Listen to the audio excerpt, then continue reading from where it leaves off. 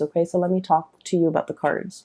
So we have the devil, and the devil deals with temptation. Okay, so in this deck in particular, it's definitely it's like I'm hearing payout. Okay, so it's this fruit in the tree is the snake that is coiled around it.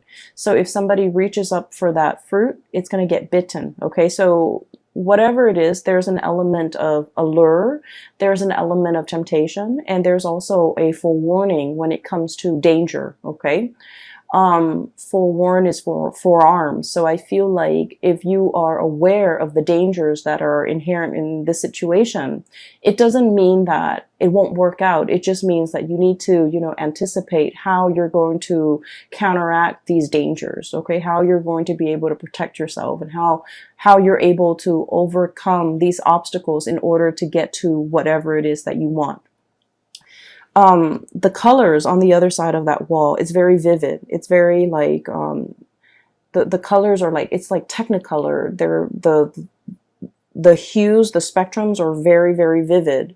And so I feel like there's definitely something that is very eye-catching, that is catching your attention, that is drawing your attention, and it's kind of like beckoning you to come towards it.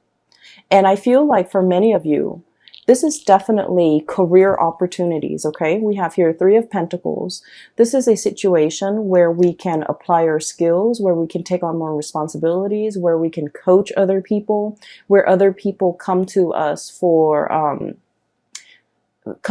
advice, come to us for counsel, or even come to us because we are kind of like the expert in our fields, okay? So this is a card about consultation. And we're going from the Three of Pentacles to the Four of Pentacles. And the Four of Pentacles is usually like we have a finite amount of resources. And the Pentacle suit deals with, you know, money, tangible things, assets, and things of value. So I feel like there's a major opportunity here for some of you guys to gamble, to like, to bet on something, to invest in something. And it's all very, very speculative. Okay, so once again, when it comes to like financial speculation, okay, making like educated guesses or making smart investment, it definitely requires a lot of research. It requires a lot of preliminary, you know, background work in order for the venture to pay out. So I feel like there's a situation here and you have a finite amount of resources and you're not sure where to devote your resources. And I feel like some things are a big risk and others are very, I want to say the risks are a lot lower.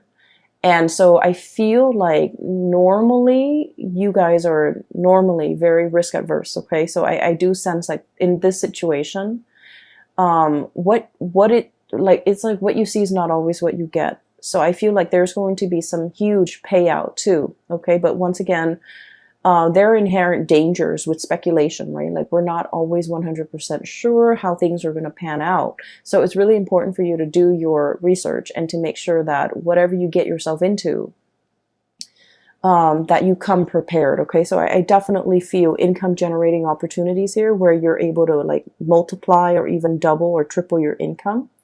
And then I also feel as well, the need to come into a situation very, very prepared. Okay. With these two cards, what I do sense is, right next to each other, the Three of Pentacles is consultation. The Four of Pentacles is holding back, okay? I feel like there's somebody here who is a little bit like, it's almost like you're not really sure if you can trust them, okay? So should you reach out and consult them, or should you, you know, like, should you offer your expertise, your skills, and your guidance, or should you hold back? So I feel like there's a situation here where things are very, very opposite. Like the energy is very opposite. There's a temptation here to either reach out or there's a temptation to hold back. Reaching out requires a lot of work and a lot of effort. Holding back ensures that things are safe and things are very, very stable.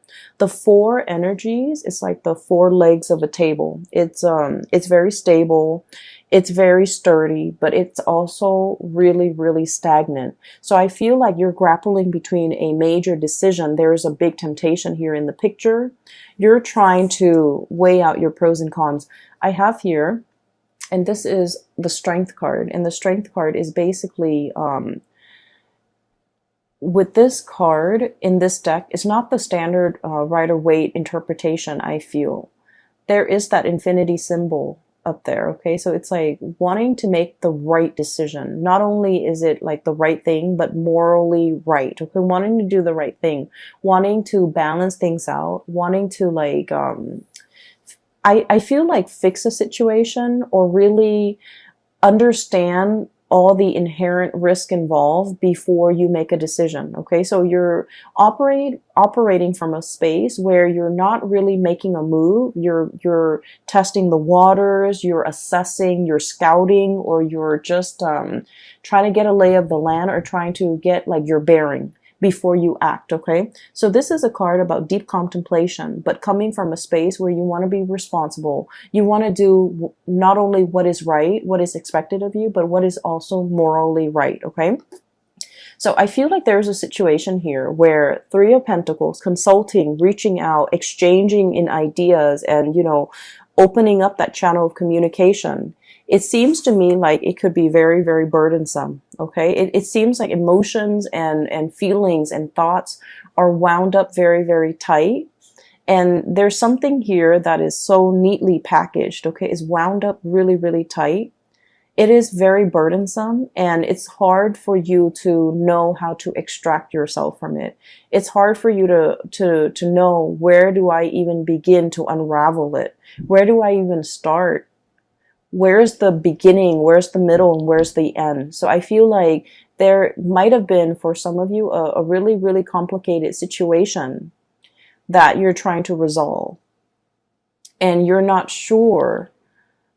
It's like biting off more than we can chew, and then not knowing, you know, what to do, like spit it out or just, you know, swallow it. Like, I feel like it's a situation where it's like we've already gotten ourselves into it. It's like too late to back out, but at the same time, it's more work to continue, like sunk cost, okay? A lot has been invested in it, and there isn't an easy way out. There isn't also an easy way to drop it either. So I feel like you're in a situation where you feel like reaching out, consulting, trying to plan for this situation might be a little bit more trouble than it's worth, okay? And then on the other hand, what I see is with this Four of Pentacles, holding on very, very tightly to things, okay? All the sand dollars are sinking into the quicksand. Okay, so let me show you. Four of Pentacles.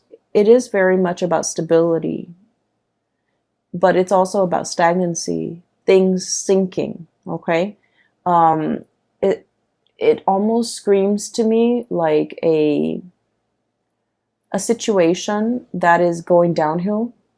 We're holding on to it because it could be very comfortable. And a lot of the times I'm getting this imagery where you're kind of like, if you've been in it for so long, you don't notice that it's sinking. Okay. You don't notice that you're standing in quicksand. If it moves really, really, really slowly and the changes come about in such a minute way, you don't notice it until a long period of time has passed. Okay. Sort of like that image that I saw, the passage of time, the cracks in the walls get bigger. The vines start to overgrow, and like nature starts to reclaim itself. Like, I feel like there's definitely something that is sinking and disappearing. Yeah, disappearing, sinking into the quicksand, disappearing. And so the more that you put off, or the longer that you put off, the more it's going to disappear. And at the end of it, all you're going to get left is not these pentacles, but just, you know, the imprint in the sand, okay? Like a disappearing act. So I definitely feel you're conflicted about a decision, and you're conflicted, excuse me, about a waiting too long, taking too long, and having something kind of disappear out of sight. Okay. What we have here is the Queen of Swords, and this could be your energy, Gemini, as an air sign. This is the card of Aquarius, Gemini, and Libra. Okay. When I first saw this card, the thing that really stood out is not so much the blue eyes, but the moon in the background, the crescent moon. Okay. It seems almost like an eclipse to me. So somebody in the interim, if we're taking our time, if we're taking too long, it indicates an eclipse situation where somebody might be eclipsed out of your life, where somebody might turn very, very icy and very, very cold and very distant. And they're kind of like on the move. Okay, this is very menacing. Usually this card, it's not menacing, but in this deck, it's almost like somebody who's on the prowl, somebody who's a predator, an energy that's very predatory, and an energy that's of somebody who is like, like almost like night vision. They have such strong insights, and they can see through. It's almost like having X-ray vision. They see through everything. Okay, it's somebody who's very discerning, who's very, very sharp, and they can be extremely intimidating to deal with, just because nothing passes or nothing goes unnoticed, nothing passes through, and they see and they hear everything. So it's somebody with like highly in tune senses. Okay. But I definitely feel an element here about, eclipsing somebody disappearing. Okay. So that's like the first image. There are two more. Let me try to remember. Oh my gosh. So I can't remember now. Let me see if I've taken notes here. Okay. So the whole concept about, the eyes, okay, like turning cold and things like that, it's also as well echoed in this this card. We have here the Magician, sleight of hand, okay, covering something, concealing something, and it's almost like creating a distraction in front of the audience so that they're seeing what you want them to see. So I feel like for some of you, this could be your energy where you're dealing with somebody who's a performer, or you feel like you're putting on a show. You feel like at work, I have to be this way. And then at home, I have to be this way. And so I almost feel like role playing, somebody who's putting on a show, or somebody who's like going through the motions and pandering to an audience. I have to be like this with this person. I have to be like that with that person. I have to be like this. And with Gemini, you guys are already like the split personality. It is really, really important for you to realize who you are on the inside. So I feel like, wearing the mask and putting on a show and the whole concept about having to perform all the time, you might feel like you're constantly under scrutiny. Okay. This is like surveillance, okay? Like, it gives me like a very strong, performance anxiety, having to pander to people, having to keep ourselves in check, having to behave a certain way, mainly because we are being watched, we are being noticed, we are under scrutiny. And this can be as well at work, where you're just feeling as if you have to perform, you have to reach certain quotas. Your subordinates' performance or actions or demeanor or behavior is a reflection of you, and vice versa. The end product that whatever it is that you produce in the work environment is a huge reflection of you. So I feel almost like a situation where you feel like you're under scrutiny, or you feel like you're in the limelight, and you feel almost like you have to cater to what other people want. And I mentioned before, and I never finished that train of thought, so sorry. With Gemini, it's really important for you to find your center, because your energy is very bipolar already because of that twin, duality. And so it's important for you to know who you are. It's important for you to not have to put on these masks when you're dealing with different types of people.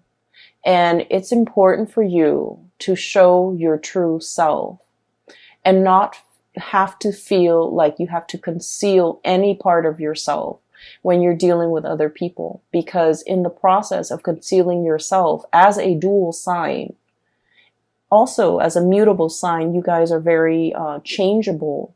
So from one day to the next, you're constantly in flux.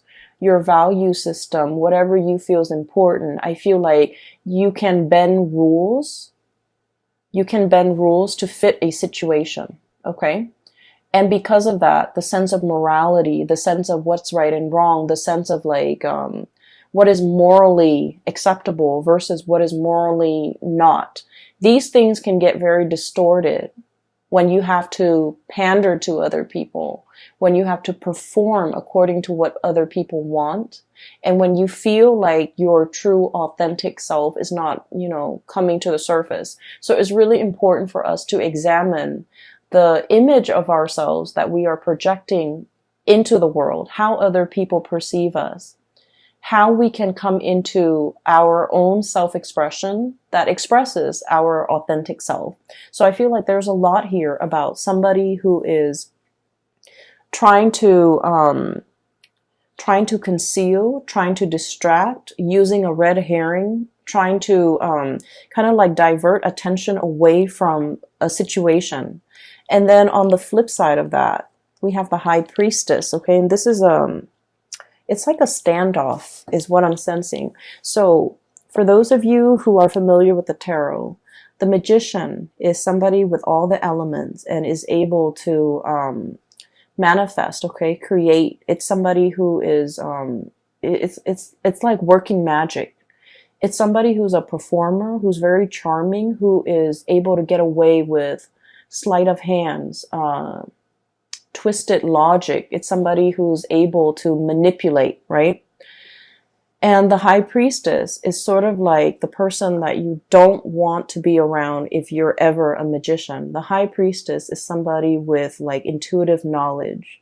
It's somebody with like years of wisdom. It's somebody who's extremely psychic.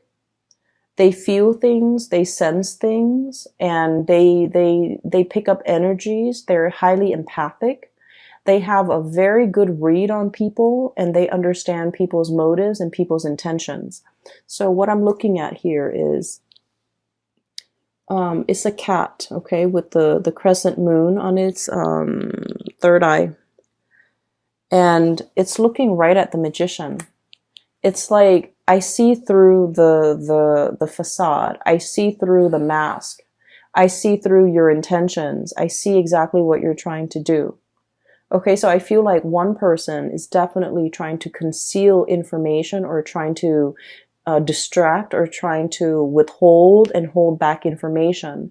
And then the other person is definitely already aware, okay?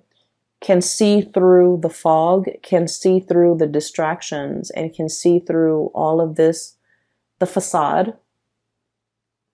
And so this can feel really uncomfortable, right? And that would explain why you feel like you're under scrutiny.